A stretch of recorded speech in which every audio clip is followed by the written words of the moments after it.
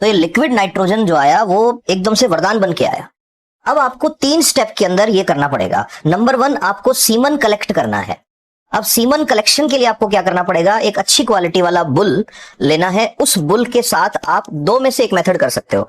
पहला, बुल जो है उसको इलेक्ट्रिक जो करंट होता है वो देके, ऐसा नहीं कि कोई हाई वोल्टेज का करंट लगाना है, उसके पेनिस एरिया में इलेक्ट्रिक करंट देते हैं, इलेक्ट्रिक छोटा छोटा इंपल्स जाता है, तो उससे क्या उसका सीमन डिस्चार्ज होता है। नंबर 1। नंबर 2 क्या होता है, सबसे ज्यादा ये वाला करते हैं, इलेक्ट्रिक करंट वाला तो बहुत बड़े एनिमल होते हैं, एलिफेंट वगैरह, उनके साथ किया जाता है। बुल के साथ क्या करते हैं, डमी काऊ या डमी बफलो रखते हैं। डमी काऊ या बफलो क्या होती है, प्लास्टिक की भैंस या रबर की भैंस या गाय जैसी एक स्ट्रक्चर बनी होती है।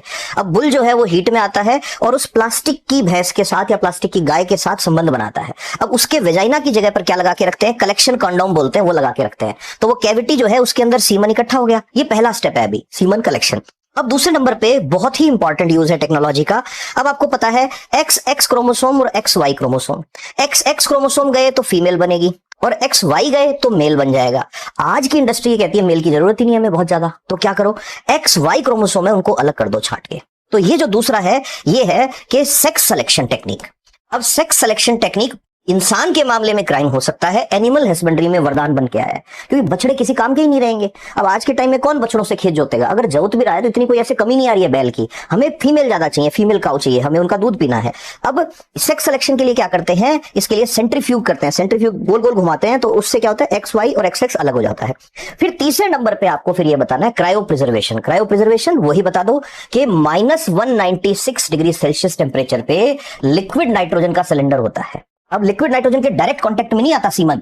सीमन को जैसे एक ट्यूब में पैक कर दिया आपने, ऐसे करके इसके ऊपर डिटेल्स लिख देते हैं, किस दिन सीमन कलेक्ट हुआ है, कितने बजे कलेक्ट हुआ है, कितने एक्टिव स्पर्म है इसके अंदर, ये भी पोटेंशियल इसके अंदर लिखा रहता है। ये पैक करके सील लग जाती है इस पे, और इसको जिस सिलेंडर में रखते हैं उस सिलेंडर की लेयर्स जो होती हैं यहाँ पे, यहाँ भरा रहता है लिक्विड नाइट्रोजन।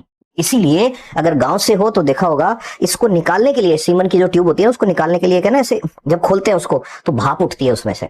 वो वजह क्या है, लिक्विड नाइट्रोजन की वजह से टेम्परेचर बहुत कम है उसका।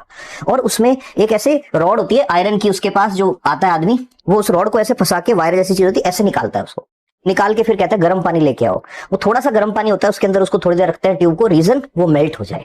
पहले से जो बफलो है या गाय है उसके इंजेक्शन लगा के रखते हैं, ओवुलेशन हो रखा हो, ताकि थोड़ा वो चेक कर लेते हैं, उसकी वेजाइना से जो सिक्रीशंस होते हैं उनको देख के पता लग जाता है। पुराने टाइम में तो वो सिर्फ उसकी विस्कोसिटी देख के पता लगा लेते थे कि ये एनिमल जो है इसका ओवुलेशन हुआ है या नहीं हुआ है। अब उसके बाद क्या करते हैं कि अब जो प्रोसेस आएगी वो 4th स्टेज जो आएगा वो आएगा आर्टिफिशियल इंसेमिनेशन। इंसेमिनेशन का मतलब है आपको सीमन उसकी बॉडी में पहुंचाना है।